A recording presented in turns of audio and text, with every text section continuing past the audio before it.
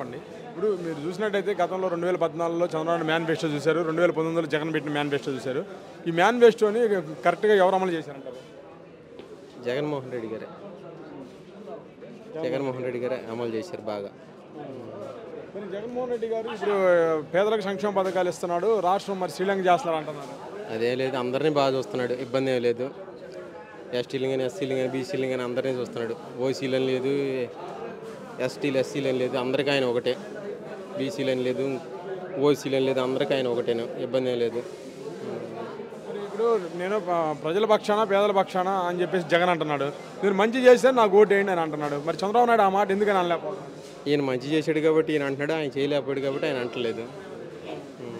మరి వచ్చేది ఇంకా 3 నెలల్లో మన ప్రభుత్వం అంటున్నాడు నారా లోకేష్. అది ఏముండదు, వైసీపీ పక్కాగా వచ్చింది.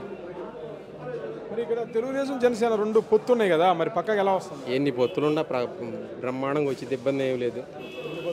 ఎన్ని పొత్తులుండా ఇబ్బంది లేదు. కాంగ్రెస్ అని వైసీపీ, ఇది టీడీపీ ఉండని, జనసేన ఉన్నాయి, ఇంకో పార్టీ ఉన్నాయి, అన్నీ ఉన్నాయి. ఏది ఉండా వైసీపీ వచ్చింది ఈసారి. మరి పవన్ కళ్యాణ్ ఎట్టి పరిస్థితుల్లో ఈసారి జగన్ అసలు గెలవని అంటున్నాడు. అది ఏమి ఉండదులేండి, ఆయన ఒక సీటుకి గెలిస్తే చాలు, ఇబ్బంది ఏం లేదు.